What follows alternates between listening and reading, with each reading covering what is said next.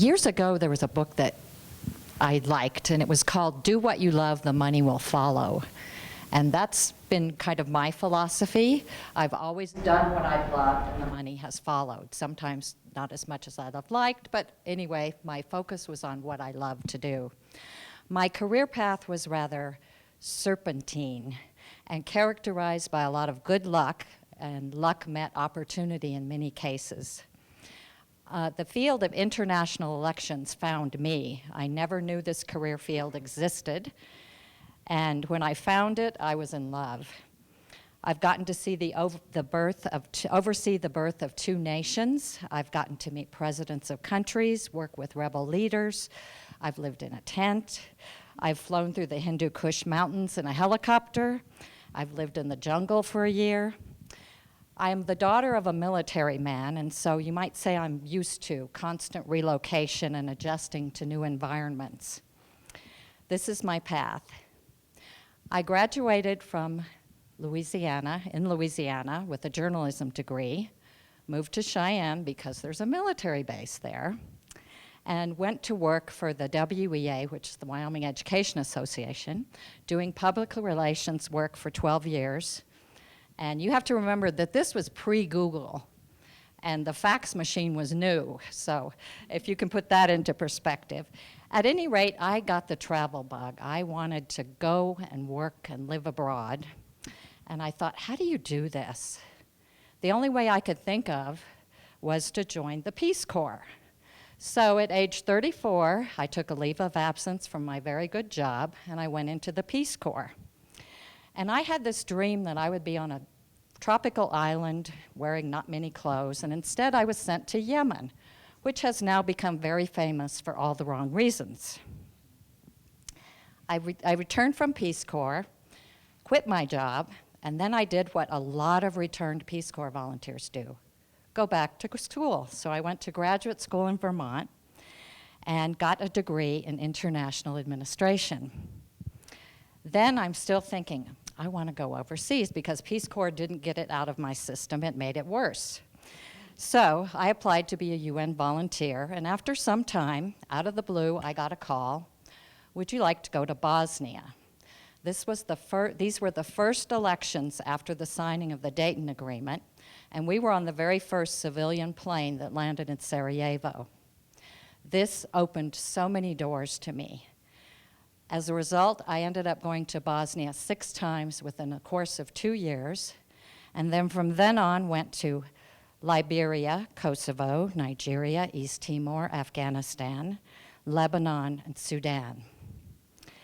And this began my career with the UN, but as the facilitator mentioned, I also worked for the Organization for Security and Cooperation. I worked for the International Office for Migration, and I worked for the International Foundation for Electoral Systems. If you do international work, you'll hear a lot of alphabet soup.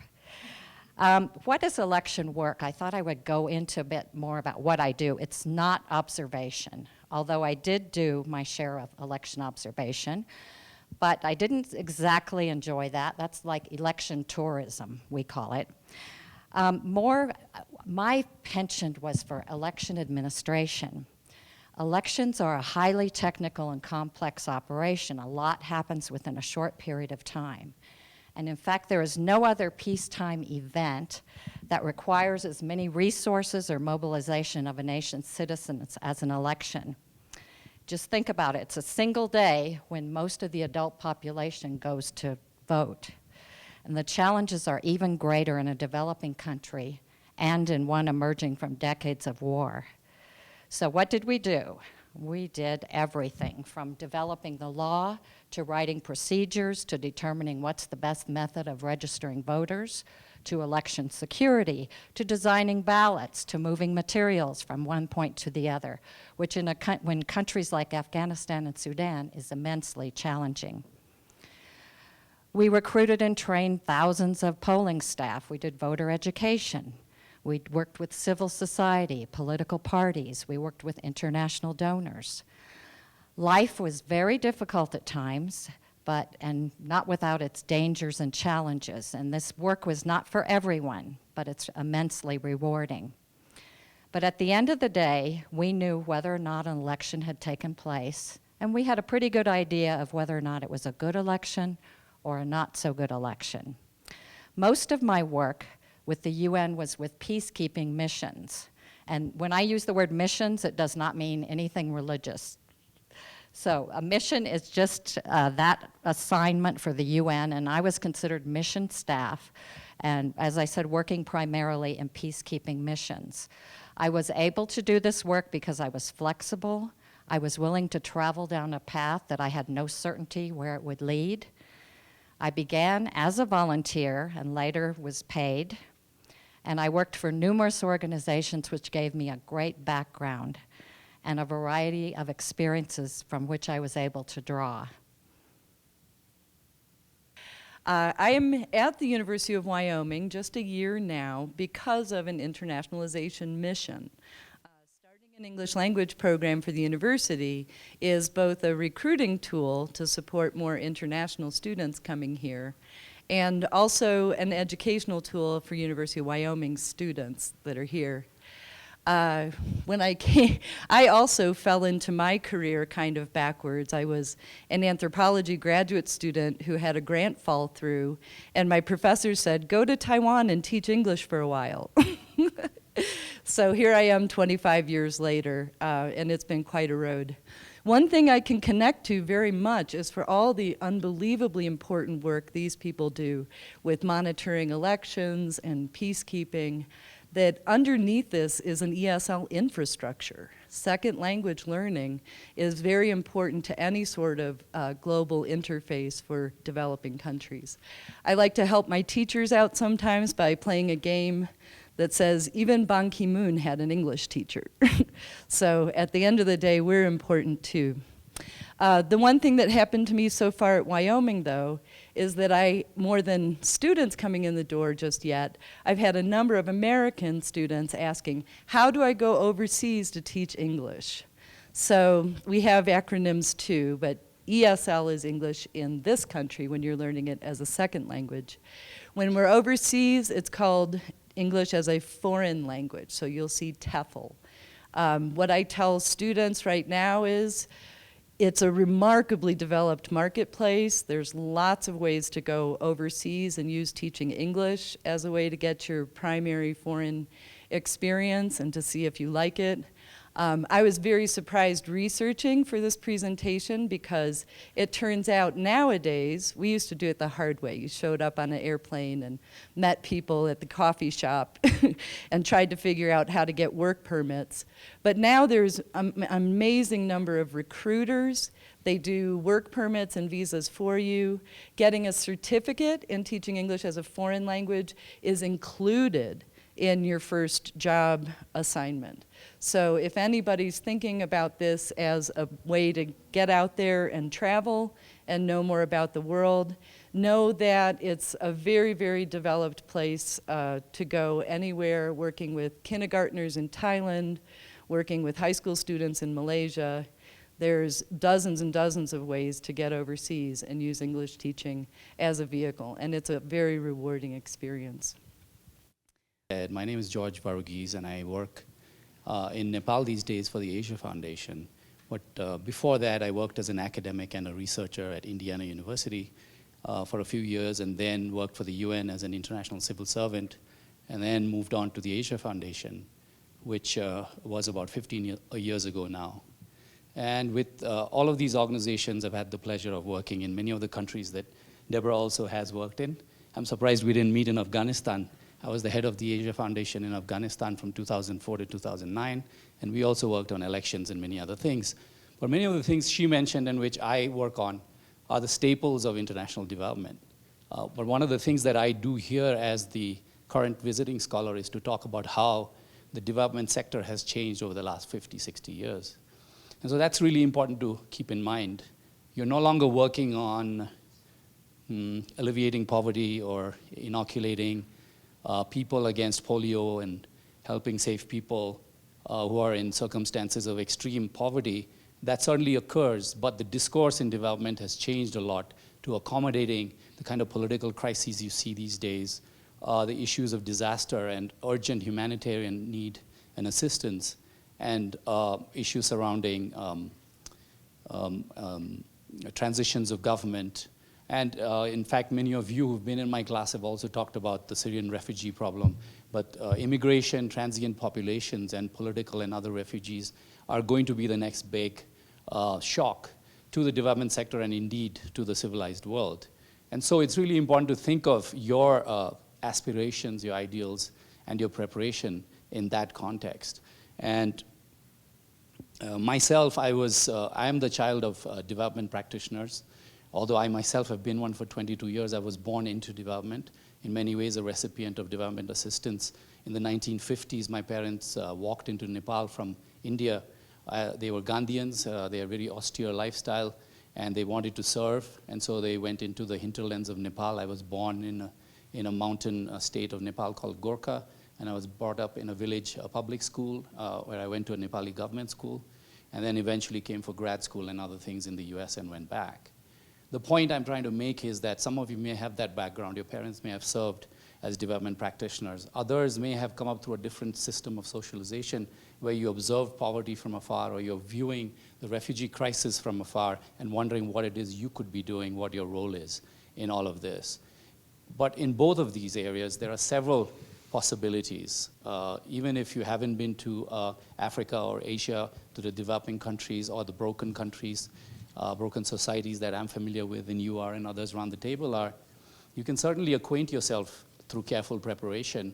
Some of the preparation has to do with language, certainly, but it also has to do with thoughtful selection of courses and mentors in the universities and colleges you attend. It's really important to have people who have not only, in my view, who know the theories or the approaches that are articulated by foregoing academics, but also some who have traveled, some who may have worked in policy practice and in development.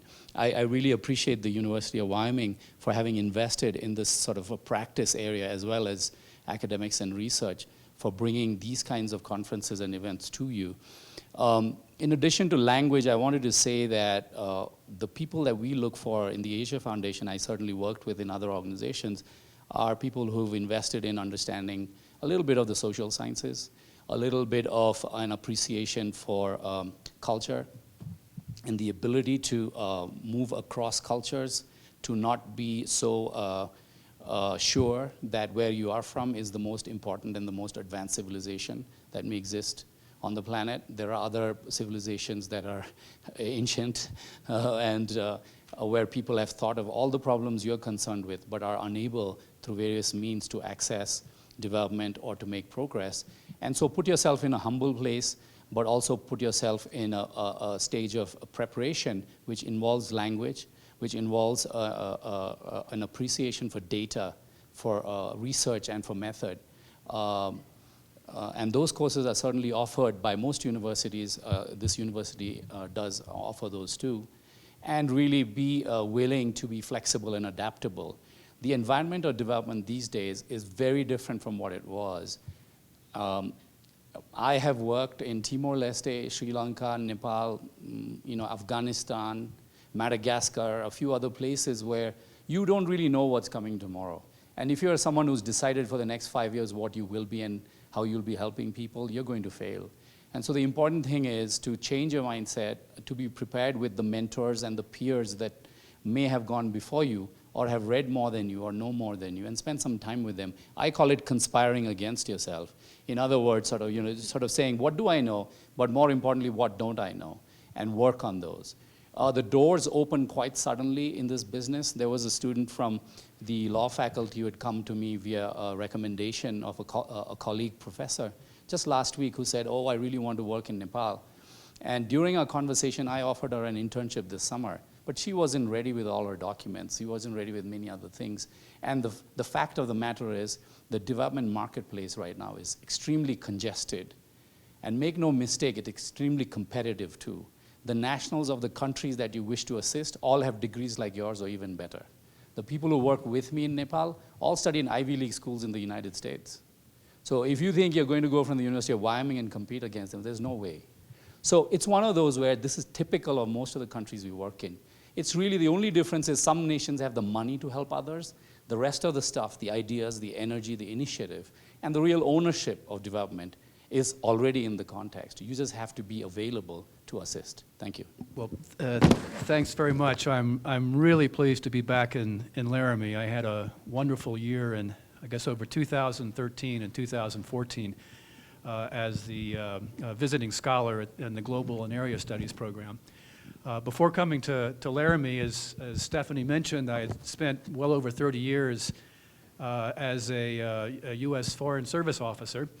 And what I want to do in the next 7 minutes or so is just talk about the Foreign Service as a career, and also offer some comments about who the Foreign Service is looking for and how you can prepare for it. But first, let me introduce myself just a little bit. I joined the Foreign Service after getting an undergraduate degree in history and a master's degree in international affairs. Over the course of my career, I served in 3 different countries in Africa, 3 places in the Far East, 1 country in the Middle East. Early on, I helped open the U.S. Embassy in Zimbabwe. I worked on trade agreements in China, Taiwan, and also Japan. I had various positions in the Department of State in Washington, including with the Secretary of State's policy planning staff. Later on in my career, besides being ambassador to Chad, I coordinated economic and reconstruction programs in Iraq. I helped in the aftermath of the tsunami and the nuclear disaster in Japan.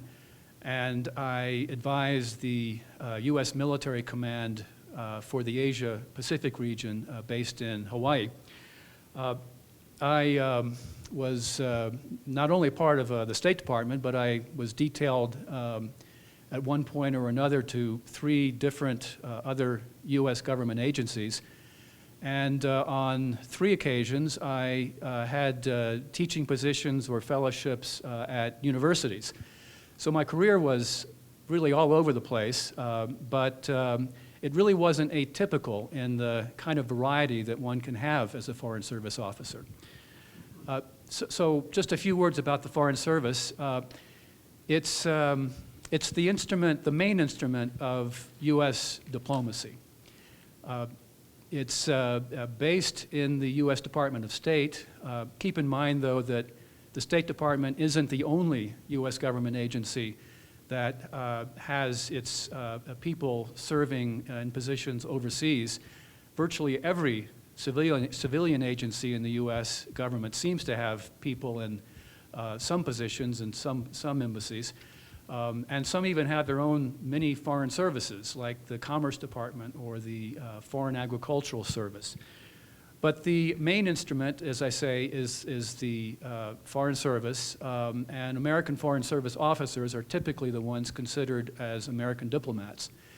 There's something like 13,000 members of the Foreign Service. Some are specialists. They're the ones who provide the support services in our overseas missions. They handle security and communication systems and engineering and facilities maintenance, managing offices, and so on. But the Foreign Service officers comprise the officers working on political matters, economic matters, public affairs, management, or consular services. Now, who is the Foreign Service looking for? The basic requirements are pretty simple. You've got to be 21 years old and no older than 60 to become a Foreign Service officer. You've got to be available for working and serving just about anywhere in the world. And you've got to pass a test. We can talk more about that test if you'd like, but let me, though, offer a few observations on who is right for the Foreign Service and who isn't. Let me say who isn't right for the Foreign Service is anyone who wants a very stable career in one place, because that's not going to happen in the Foreign Service. There's going to be a lot of moving around. It's not for someone who wants to become a specialist in one area, because you're going to end up doing a lot of different things over the course of your career. It's not a career if you want to make a lot of money. You do all right, but it's not where you're going to become very, very wealthy. You probably don't want to consider the Foreign Service if you're uncomfortable working with people from diverse backgrounds. If you're uncomfortable working in foreign environments, often in foreign languages. And it's probably not right for you if you're uncomfortable working in big organizations. We have a lot of very small embassies, small missions, but at times you're going to be in a big embassy or working in the big bureaucracy of the State Department in Washington. So keep all that in mind. If all those negatives I mentioned are not negatives to you, but maybe positives, and if you are interested in and want to be a part of making American foreign policy, if you want to see the world, live in some very exciting places, some of which can be, as George mentioned, can be broken countries, if that's exciting to you, and if you want to serve your country, if you're interested in public service, then the Foreign Service is a good career for you to consider. Now, how do you prepare for it? Good general education. Many Foreign Service officers have studied political science or economics or history, but many Foreign Service officers have studied many different subjects, ranging from engineering and technology to linguistics, you name it. Don't neglect the humanities. Foreign Service is one career where even English majors are welcome. Secondly, learn to write. This is one career where written expression is highly valued. Writing memos, writing reports from overseas, writing reports on your meetings, assessments of the situations in the countries where you find yourself. This is all very important for Foreign Service work. Learn what's going on in the world.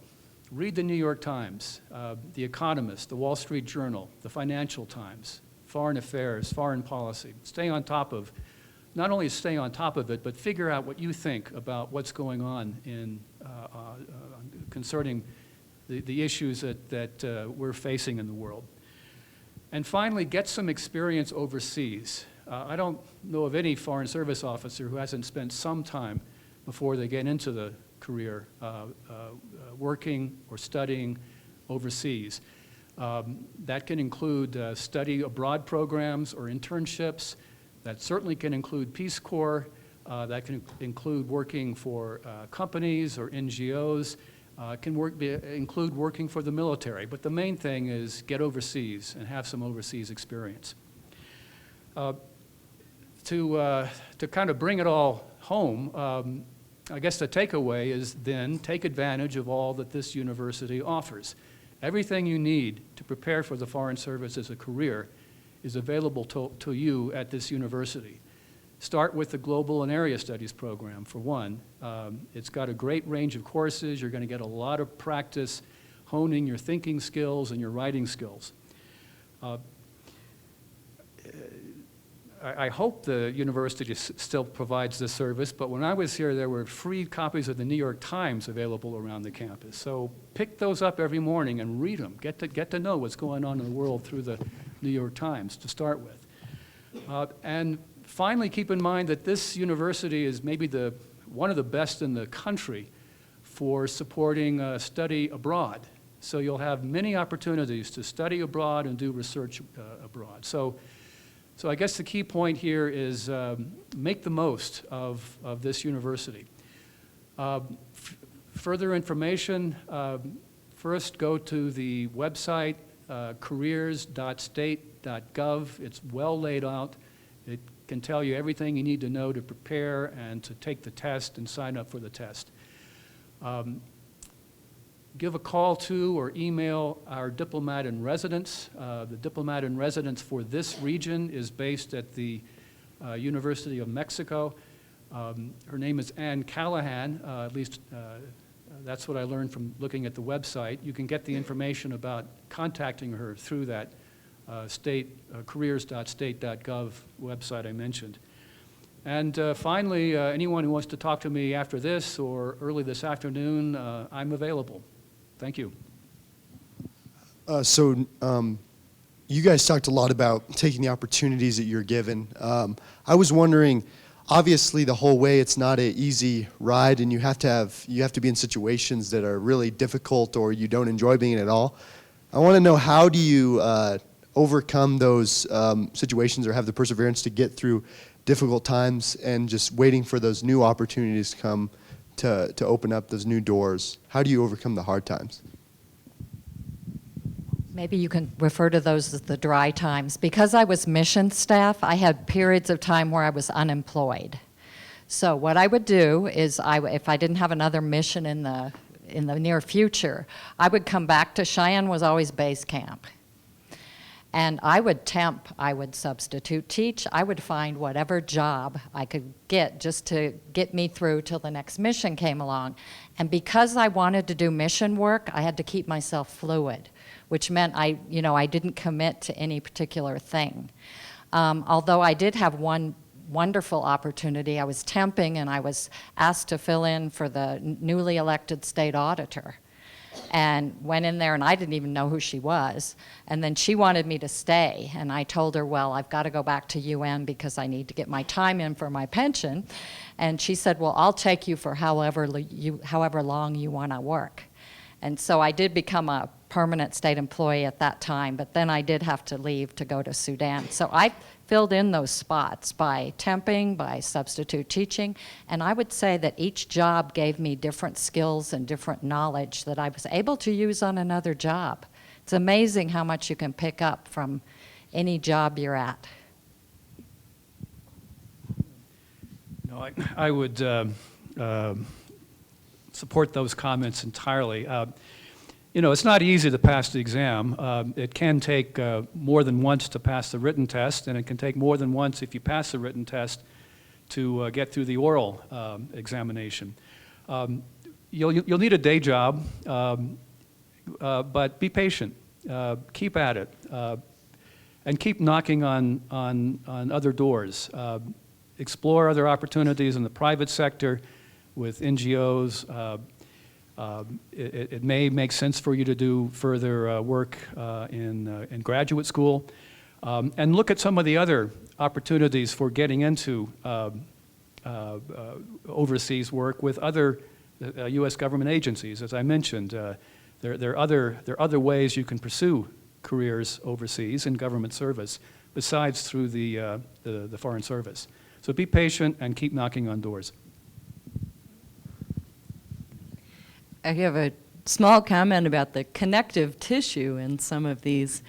When you do go to live overseas, and maybe some of you have, what's remarkable to me every time are how tight the expatriate communities are.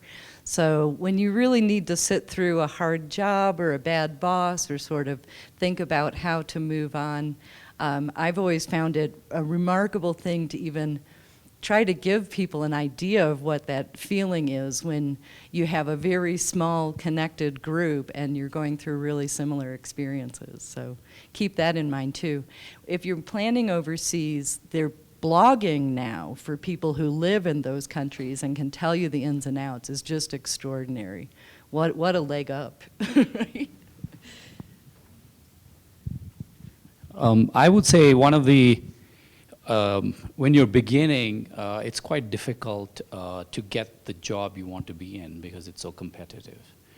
Because of that, even once you have a master's degree, sometimes it's important to offer yourself up for the experience and not worry too much about the salary scales and things like that. I've used that tactic to advise younger colleagues from time to time. There are organizations that need your skills but are not necessarily set up in a way to accept someone who's least experienced and most recently freshly minted out of college. But they think that such people should be given a chance to amass the experience needed then to be paid what they are worth. And so in that sense, be available to taste of the development experience. And one of the most fertile areas for this is the area of humanitarian assistance, where many of the sort of the conventional ways of application don't really matter. You know, for example, we had the earthquake in Nepal last year, and the tsunami. Ambassador mentioned the tsunami. There are so many things happening in the world that we are not prepared to staff up and address very quickly. And those are the opportunities where folks can search the websites of organizations that appear interesting and find relatively low-paying but extremely interesting positions.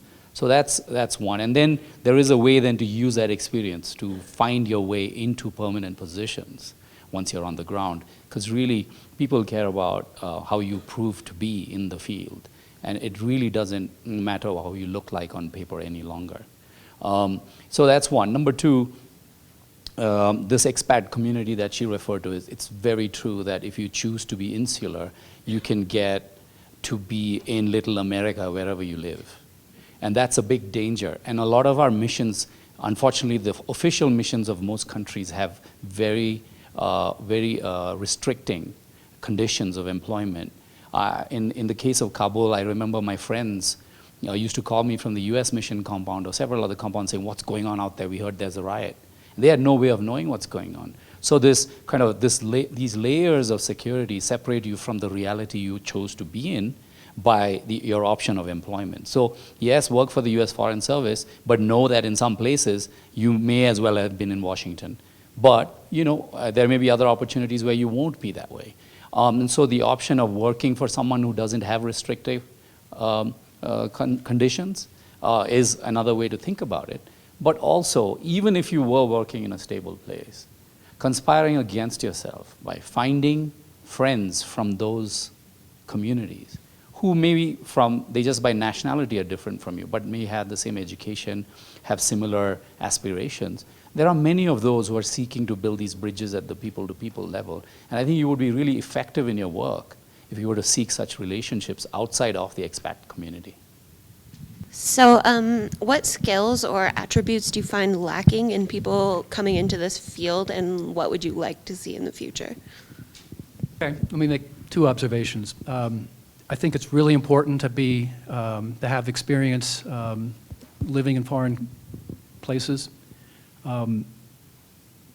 Coming fresh into, or even seeking to enter the Foreign Service without having had a lot of time overseas is not going to do you any favors. So get out of the country, study, work, travel. That's really important. I guess second thing is it's really important to be flexible and resilient, because you're going to get hit with all kinds of things you never would have imagined you'd have to deal with when you're working abroad. So you may have done some very, very fine research and work in a particular area, but be prepared to diversify beyond kind of what you're comfortable doing. Widen your aperture so you're ready to kind of deal with almost come what may, because you're going to get thrown a lot of surprises. So be resilient and be flexible. I have a term I use, which you're all familiar with, this whole thing about being a low-maintenance person. And at least in my organization and the context I worked in, we really do assess for the level of maintenance a person requires. Because as it is, it's difficult to work in these broken places. And then you get somebody who on paper looks excellent, but then ends up being a high-maintenance person. Yeah, Eric's sort of saying thumbs up. And so what does it take to be a low-maintenance person? One is, you can't be a prima donna and want hot water with a strong pressure flow in your shower head every morning. I'm telling you, it's as mundane as that. Things that drive you crazy, right? Bucket baths are routine. But those are the mundane things, and many of you have very easily cope with that. This is a great camping community, so you go without baths as well. But in addition to that, the kinds of folks I like to have around me are people who are problem solvers. And I don't want to be the person who solves their daily problems with where they are, how they are being, what doesn't work. If you're someone who is a go-getter and has first engaged in coming up with 2 or 3 solutions, and all you need is help with picking one, you are the best person to have on the team. If you're going to make me go find solutions for you, I don't want you around. Because those happen every day, right? And so and with the internet, there's no excuse now to not come up with some ideas for how to be helpful to your own problematic situation. So try to be a low maintenance person. I would echo that. Although I look high maintenance, I'm really low maintenance. And also I wanted to dovetail on something Marc said, is you mentioned what is lacking. Writing skills are really not so great now. Good communication skills are essential. And you will be golden if you can string together a sentence that's logical, that makes sense. That is a great asset to have, a great skill. A theme through my presentation was flexibility and adaptability, which has been repeated here many times. I would also say that on the very low level, if you want to work for a UN peacekeeping mission, you better know how to drive a manual transmission car. Most Americans do not know how to drive a manual transmission car, and they look like idiots when they go overseas and they can't drive the car. So, my question is directly to Marco, but you are all welcome to. I would like to hear all your opinions on this one. Firstly, I would like to say, like what you said about opening a US embassy in Zimbabwe was so great, because without it, I would have not been here. So thank you for that. I just want to ask, like, what opinion or advice would you give to people like me coming from developing countries? Being into foreign careers is not that easy. So our political stuff and our economy, they are so bad that it's not that easy to just jump into foreign policy and foreign affairs stuff. So what advice would you give, especially for someone not even doing something related to foreign policy? Like now I'm doing a bachelor's degree in natural resources, which is kind of convenient with my state. Like we have a lot of like tourism and stuff in our country. So being into that field, you kind of have like hope of things which you do in your career. But if you feel like you wanna move into foreign policy and foreign stuff, there's not much that hope, because we are still developing countries and we don't have that much opportunity. One path that occurs to me that might be worth pursuing is the private sector. Coming from a developing country, you obviously know your country. You've been educated well in this country. You're in a position to offer some skills and expertise that an international company might find very valuable. So that's one path. Another pathway, and maybe George can talk more about this, is through the UN system and the various NGOs involved in the UN system.